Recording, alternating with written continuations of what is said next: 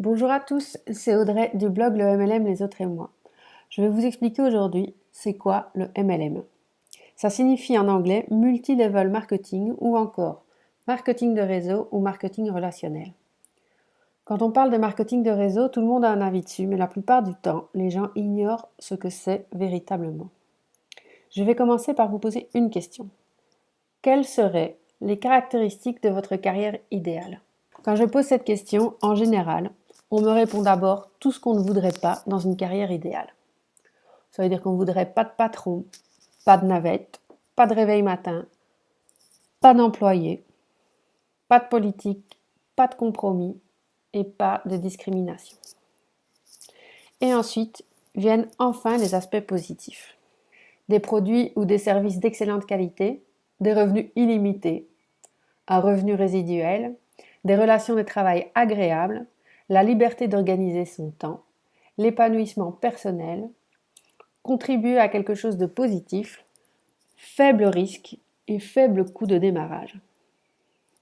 Cette liste de critères laisse rêveur. Passons en revue les types d'emplois traditionnels existants et voyons s'ils peuvent correspondre à cette liste. Il en existe 5 types. Commençons par le premier, l'école bleue.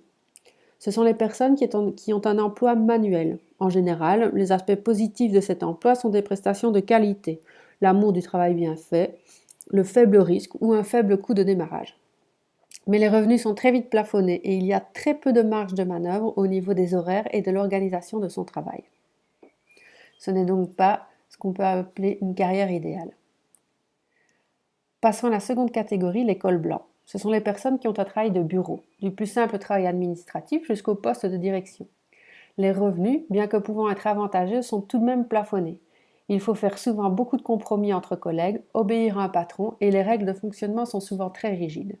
Nous sommes donc loin de la carrière idéale. La troisième catégorie, les vendeurs, ont en général de bons résultats, mais ils sont généralement aussi tributaires de leurs prestations et de leur entreprise. Pour maintenir leur niveau de vie, ils deviennent souvent esclaves de leur activité. On est donc loin aussi de la carrière idéale. Quant aux propriétaires d'entreprises, ils mettent généralement en jeu une grosse somme d'argent pour commencer leur activité. Ils gèrent une somme incroyable de questions et doivent développer des compétences dans beaucoup de domaines. Cela génère beaucoup de stress et la prise de risque est souvent très importante. En tant que propriétaire d'une entreprise, il est impossible de compter ses heures de travail et il est parfois bien difficile à la fin du mois de se rémunérer correctement. C'est une sorte d'esclavage moderne également. Et nous arrivons à la dernière catégorie, les investisseurs. Bon, la condition de base pour être investisseur, c'est d'avoir de l'argent à investir. Ensuite, c'est une activité très risquée financièrement et qui n'est pas toujours destinée au bien-être collectif.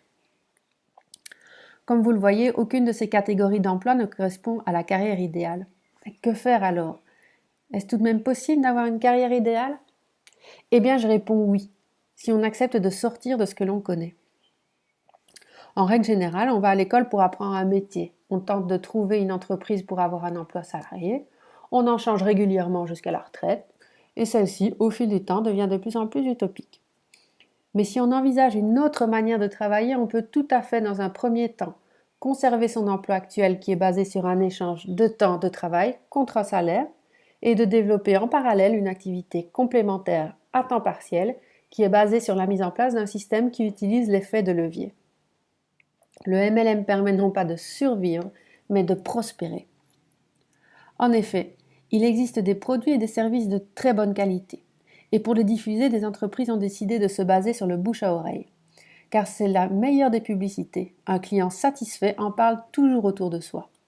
Réfléchissez, n'avez-vous jamais été voir un film ou manger dans un nouveau resto parce qu'une connaissance vous l'avait conseillé?